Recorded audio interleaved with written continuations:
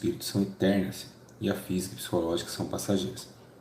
Então abordamos mais as coisas que vão se eternizar. Então essa força espiritual e essa força que acreditamos que ela que nos conduzirá a uma vida eterna, ela, ela é muito como se fosse, é muito frágil. Ela é muito mais frágil do que a força física. Muitas pessoas acham, né, a Bíblia diz que o espírito está pronto, mas a carne é fraca. Mas muitas pessoas pegam esse texto e interpretam de forma diferenciada. Quando se fala o espírito está pronto, que é o Espírito Santo está pronto. Ele já está pronto. Ele está pronto para abundar em vida. Mas a carne, ela é contra o espírito. Não fala em dimensão entre espírito homem e carne homem, mas sim Espírito Santo e carne. Porque o Espírito Santo está pronto a todo momento, o do homem não está pronto a todo momento.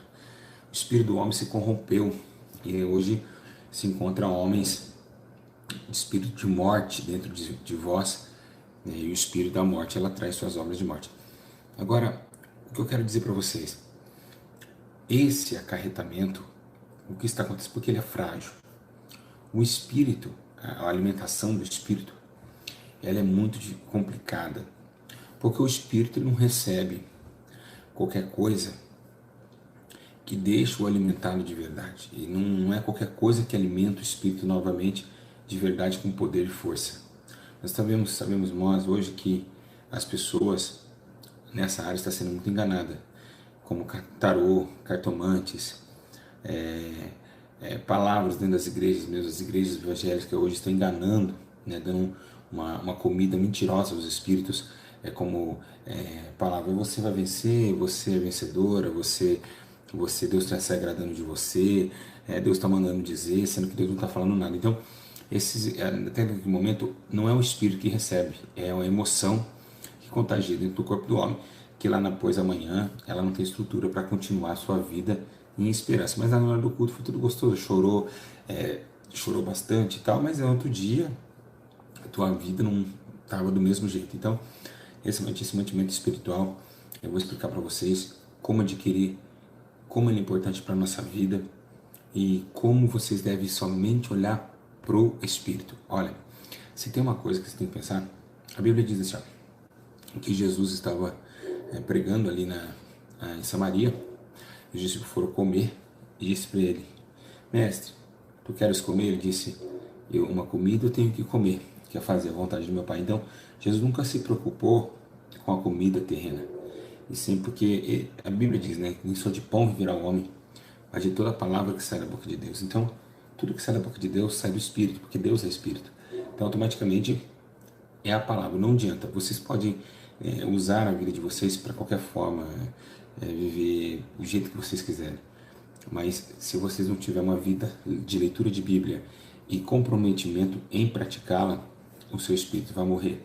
Você pode ficar 1, 2 anos, 5, 3, 4 anos de aparência, mas uma hora você vai cair.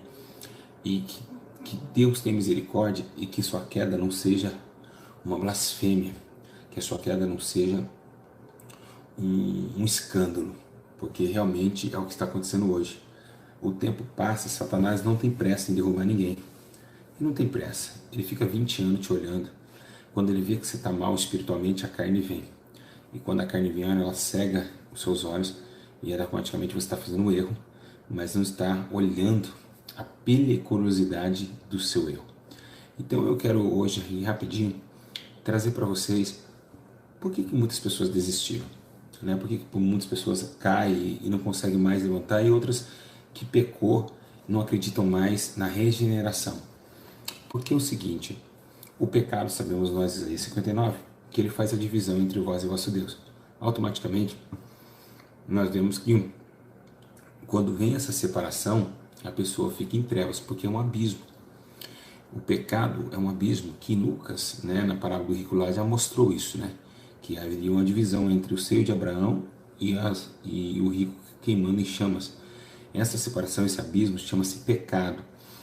O pecado, ele separava a vida da morte e a morte da vida. É o abismo, é a separação. Isaías fala sobre isso.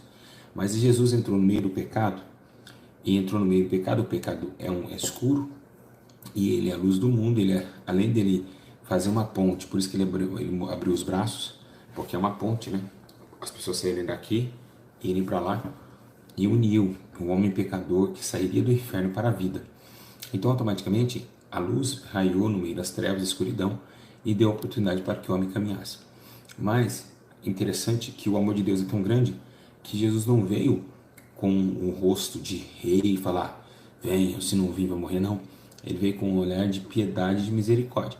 Isso faz com que ele mesmo disse para Pedro, quantas vezes pecamos, quantas vezes, vamos perdoar, 7? Não digo 7, mas 70 vezes 7.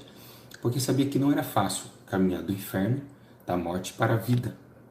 Automaticamente tinha que ter alguém, né, empurrando, dando motivações para essas pessoas a passarem por esse vale, que é chamado o Vale da Sombra da Morte, porque o salário do pecado é a morte, mas o dom gratuito de Deus é a vida eterna.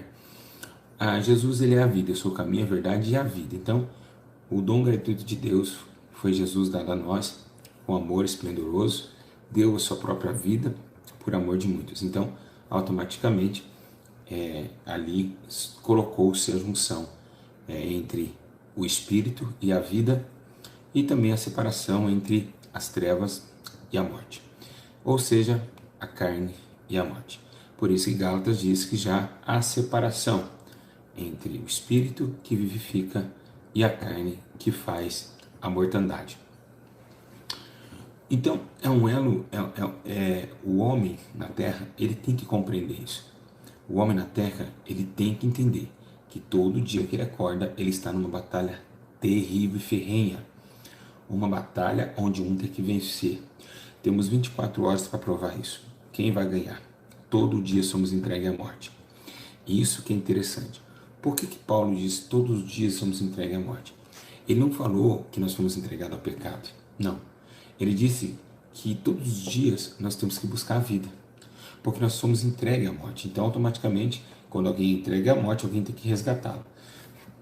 Então, todo dia, o maná de hoje não serve para amanhã. Isso ainda acontece nessa terra.